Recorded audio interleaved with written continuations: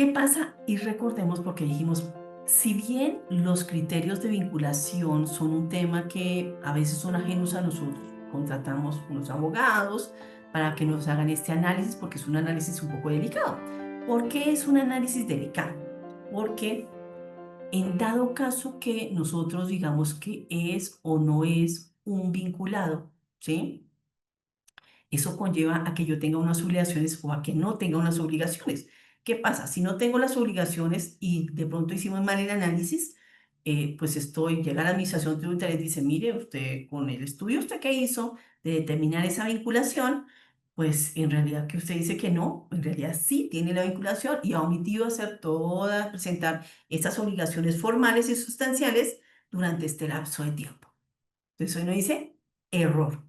Pero viene por otro lado el hecho que yo determine que sí es un vinculado sin serlo. Entonces, puede ser que yo esté malinterpretando, entregando una información que no me están utilizando, asumiendo una carga de prueba bastante importante sin que el contribuyente tenga la obligación. Entonces están los dos vértices de información que por eso es algo tan delicado.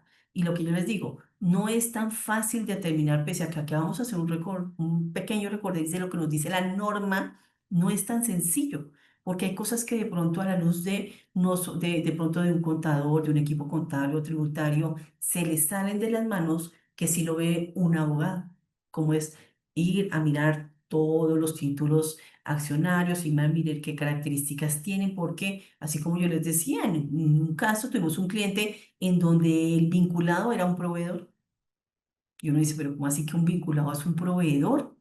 ¿Por qué? Porque precisamente se le han ignorado unas acciones producto de una deuda que se tenía con él y en realidad yo tenía que haber obligatoriamente analizado las operaciones con ese proveedor, que en ningún caso vamos a estar acá incluidos en lo que vamos a recordar. No está. Solamente lo puede ver un abogado cuando hoy miró las actas de junta, los títulos valores, el libro de accionistas, el conocimiento propio, por eso es que no es tan sencillo, ¿sí? Entonces, si nosotros vamos a hacer un estudio de precio de transferencia, lo primero que tenemos que decir es, necesito por favor que me haga un análisis de vinculación. Claro, en algunos casos es muy sencillo, pues es mi matriz y estoy con ella, sí, pero en otros casos no es tan sencillo, entonces pues tenemos que mirar cómo son las cosas. Entonces recordemos cuáles son, ¿sí? Para efectos precisamente del impuesto sobre la renta, y acá dejamos ese artículo 60 raya 1, ¿sí? Existe una vinculación cuando yo tengo subordinadas, operaciones con subordinadas, con sucursales, con agencias, con establecimientos permanentes, que ya lo vemos más adelante, y otros casos de vinculación. ¿Cuáles son otros casos de vinculación para recordarlos? Cuando la operación tiene lugar entre dos subordinadas de una misma matriz, ¿sí? Cuando la operación tiene lugar entre dos subordinadas que pertenezcan indirectamente. Ya lo vamos a ver con un dibujo que es más fácil, ¿sí? Cuando poseo más del 50% del capital, cuando una misma persona natural o jurídica tiene indirectamente administración, control o ambas y posee más del 50% o tiene la capacidad de controlar decisiones, pero ya con un gráfico lo vamos a ver, pero acá es como un resumen, ¿sí? Operación que tiene entre empresas ligadas entre sí por matrimonio, parentesco, hasta segundo grado de consanguinidad o afinidad, ¿sí? Les dejamos acá una parte importante y es que tengan presente que en información exógena precisamente hay dos formatos que ya salieron hace algún tiempo, pero que a veces los contribuyentes los tienen subestimados o ni siquiera los entregan, que es la información de vinculados tanto nacionales como exterior basándonos en el 260 raya 1. Entonces, ¿por qué lo dejamos acá en este material? Para que ustedes puedan entrar a verificar. No tiene que ver con precios de transferencia, claro que sí, pero es una información que nace de la vinculación. ¿Sí? Allá no en este formato no nos van a solicitar que digamos valores, no, nos van a decir como cuáles son, dónde están ubicados, el porcentaje, etcétera, pero no cuál es su operación, qué tipo de operación, no, eso no es lo que busca este formato, que lo que sabemos es para fiscalización de la administración tributaria. Entonces, acá se lo dejamos este tip para que ustedes puedan entrar a verificar en cada organización, ¿sí? Operación entre vinculados a través de terceros no vinculados, ya lo vemos con un grafiquito.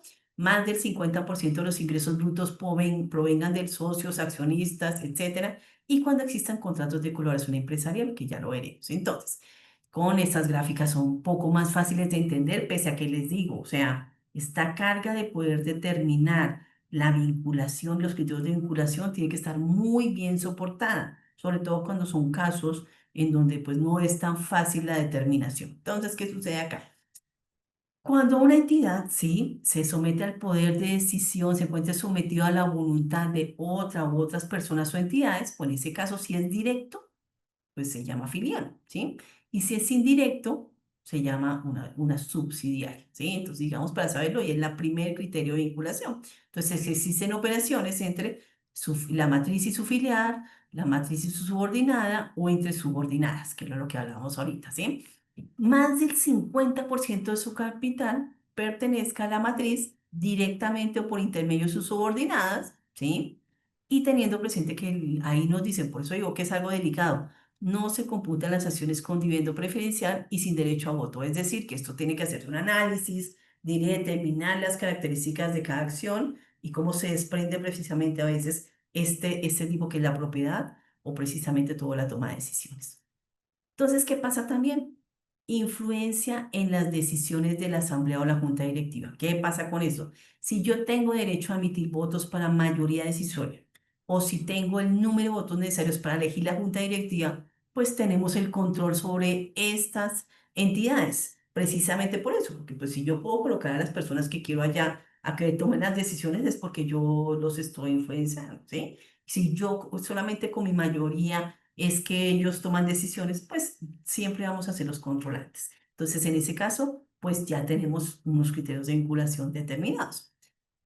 En virtud de un acto, un negocio, ¿sí? Ejerzo influencia dominante en esas decisiones de los órganos de administración. Claro que sí, por un acuerdo puede ser que no tenga ni la propiedad, no tenga nada, pero con un acuerdo de accionistas tengo todo el poder, ¿sí? Pues ahí tengo que determinar actos y negocios que me toquen poder dominante y que yo pueda llegar a controlar.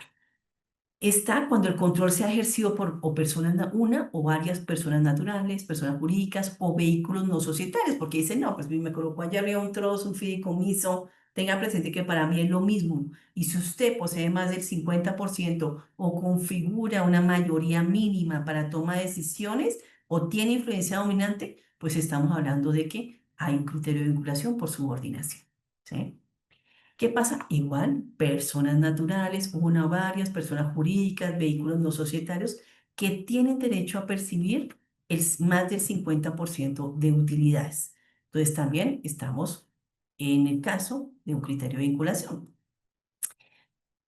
Sucursales respecto a sus oficinas principales, las agencias respecto a las sociedades a las que pertenezcan, todos los establecimientos permanentes respecto de la empresa cuya actividad realizan en todo o en parte, que sabemos que a veces están distribuidos por actividades. Con esos otros casos de vinculación que vimos ahorita al final, ¿sí? Entonces, ¿qué pasa? Operaciones entre subordinadas. O sea, puede ser que no sea lo mismo de siempre, la matriz, pero yo tengo una subordinada en zona franca y una subordinada en LATAM, en el territorio de la Unión Nacional, pues hay una operación. En ese caso, hay una vinculación.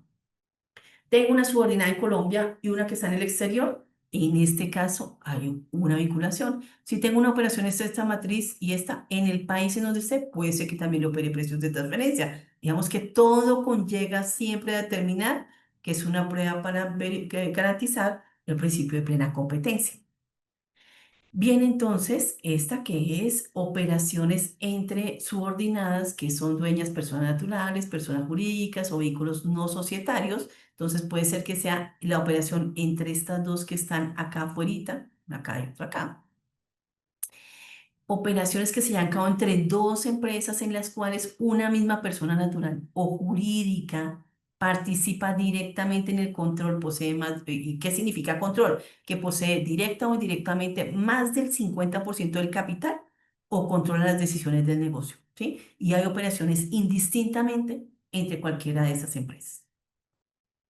Están también las operaciones que se llegan a cabo entre más de dos empresas cuando más del 50% del capital de estas personas pertenezca a personas ligadas por matrimonio, parentesco hasta segundo grado de consanguinidad o afinidad o un único civil, que a veces, digamos, se nos olvida este que es súper importante, Pensamos que no hay vinculación y en realidad sí lo hay, pero lo que les digo, a veces que es un poco difícil por la cantidad de, el porcentaje, por etcétera, entonces hay que hacer un análisis bien riguroso. Cuando las operaciones se realizan entre vinculados a través de terceros independientes, ejemplo, tengo una persona acá que no es un vinculado, tengo acá mi matriz y mi filial. Entonces, ¿qué pasa? La filial tiene una operación con ese tercero independiente y este tercero independiente le pasa después el valor, por decirlo así, a esta matriz o controlante. Entonces, en este caso estamos hablando que es un criterio de vinculación y tendré que demostrar que no estamos erosionando la base fiscal por medio de un estudio de precios de transferencia que está acá cuando estos socios accionistas, los ingresos de esta filial sean más del 50% de ingresos que provengan precisamente de ellos mismos, ya sean socios, accionistas, comuneros, asociados, suscriptores o similares. Entonces, como vemos, tantas características, puede ser un contrato, lo que hablábamos hace un momento, etcétera.